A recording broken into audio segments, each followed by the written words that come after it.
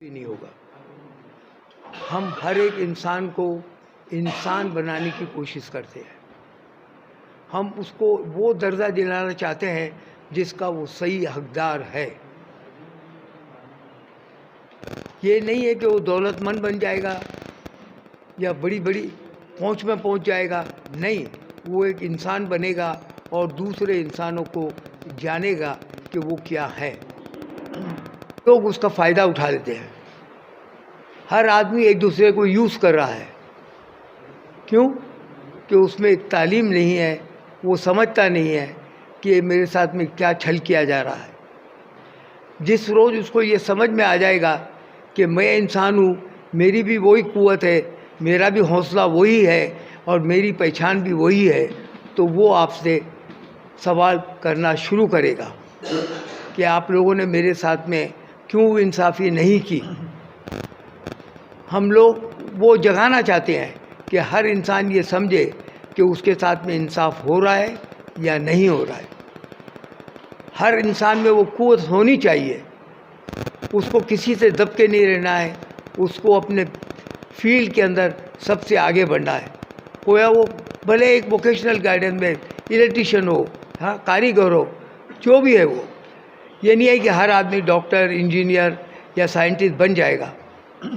वो एक हद है कि बस ज़्यादा से ज़्यादा क्रीम है जो 15-20% में चलती रहती है। 80% तो वही काम करेंगे जो दुनियावी काम है। पर उनको किस तरह से काम करना है, उनकी अहमियत क्या है और उनको क्या चीज़ मिलनी चाहिए।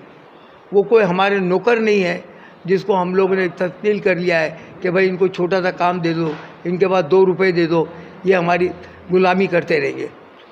वो नहीं है इंसानियत का मतलब। इंसानियत का मतलब है हम एक दूसरे के साथ हैं, एक दूसरे के जैसे हैं, हम और तुम में कोई फ़र्क नहीं है।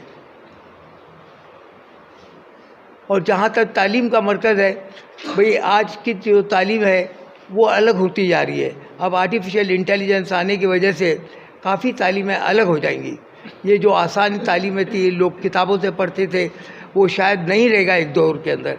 ये इनकी तालीम देने का मकसद अलग हो जाएगा, तालीम हासिल करने का मकसद अलग हो जाएगा और उस दौर के लिए हमें तैयारी करनी है। वो नहीं हो जाए कि आज तो हम पिछड़े हुए थे, 30 साल के बाद भी फिर हम यही बोले जाएंगे कि नहीं, मुसलमान तो पिछड़ा हुआ है, आज भी वैसा ही कि वैसा है। इसको उभारो, आप लोगों के हाथ में है, आप लोगों को इसकी मदद करनी है, आप लोगों को इस मुर्दा जान में जान डालनी है। आप लोगों से तंजीम है कि आप एक ऐसी तंजीम पैदा करें कि हर आदमी, हर माँ बाप अपने बच्चे को अच्छी से अच्छी तालीम दे सकें और उनकी ज़िंदगी संवार सकें। एक है वो ज़हनियत के अंदर है, ये नहीं कि नौकरियां नहीं मिलती है। मैं खुद एयरफोर्स में था, है ना, तो मैं ये नहीं बोल सकता कि हिंदुस्तान में मुसलमानों को नौकरी नहीं मिलती है। ये खुद हिंदुस्तान से पढ़े हुए डॉक्टर है, ये सब हिंदुस्तान से आए हुए हैं, ये सब तालीम भी याफ्ता है, सब अपनी अपनी जगह पे है। तो हर हिंदुस्तानी को ये ख्याल निकाल देना चाहिए अपने दिल से कि हम इस लायक नहीं है या हमको ये जगह नहीं मिलेगी। क्यों नहीं मिलेगी? आप इसके काबिल बनिए तो आपको सर पे रखेंगे लोग।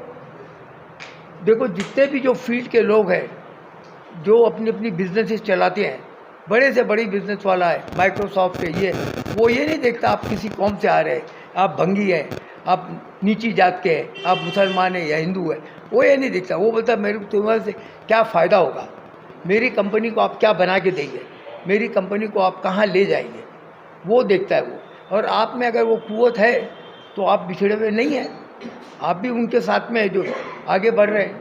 पर हिंदुस्तान को देखिए आज कि हर शोबे के अंदर, पूरी दुनिया के अंदर वो सबसे आगे है। क्यों? कि उन लोगों ने मेहनत करी, उन्होंने अपने लिए के एक जगह पैदा करी। आज कितने जगह के हिंदुस्तानी प्रेसिडेंट हैं, मिनिस्टर्स हैं। क्यों ऐसा है? भाई उन्होंने अपने लिए रास्ता पैदा करा, उन्होंने कई सही मेहनत करी और सही काम करा। अगर हम भी सही काम करेंगे, हम भी उस तरह की मेहनत करेंगे तो हमको भी उसका इव्ज़ मिलेगा। सर, ये जो प्रोग्राम है इससे शहर के दरगाहों को कितना फायदा?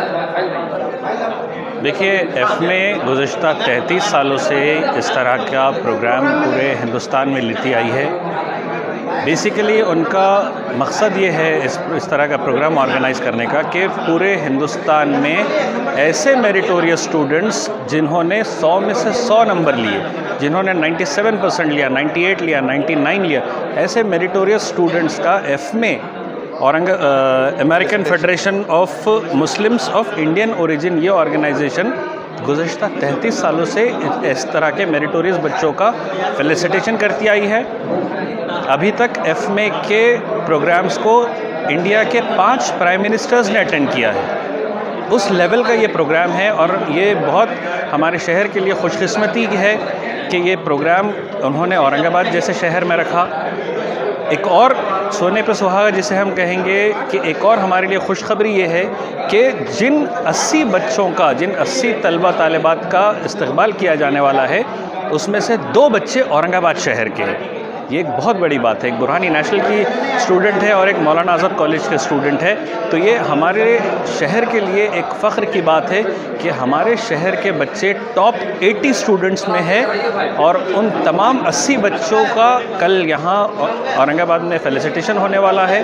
तो जाहिर सी बात है उन 80 क्रीम जिसे हम कहेंगे, टॉप मोस्ट जो स्टूडेंट्स हैं, 80 स्टूडेंट्स ऑफ इंडिया, उनको देख के जाहिर सी बात है हमारे शहर के दूसरे बच्चे मोटिवेट होंगे, तालीम को लेकर मोटिवेट होंगे, अच्छे से अच्छा परसेंटेज लाने के लिए 10th और 12th में वो लोग मोटिवेट होंगे। मुख्तलिफ सेशंस के ज़रिए अलग अलग एक्सपर्ट्स एजुकेशन के आकर इन 2 दिनों में यहाँ पे तलबा की रहनुमाई करने वाले हैं। मेरी तमाम शहर के लोगों से, तमाम स्कूल के मैनेजमेंट से दरख्वास्त है कि अपने अपने स्कूल के तलबा तालिबात को इस इंटरनेशनल एजुकेशनल कॉन्फ्रेंस में ज़रूर भेजें। बहुत शुक्रिया। ये जो 2 दिन का प्रोग्राम है औरंगाबाद के अंदर, ये एक हिस्टोरिक प्रोग्राम है। आज तक इतने बड़े लेवल पे अपने सिटी में बहुत सारे प्रोग्राम्स हुए, लेकिन इस लेवल का प्रोग्राम अब तक नहीं हुआ, क्योंकि ये जो प्रोग्राम है ये फ़र्स्ट टाइम एफमी कंडक्ट कर रहा है। एफमी का फुल फॉर्म है American federation of Muslims of Indian origin.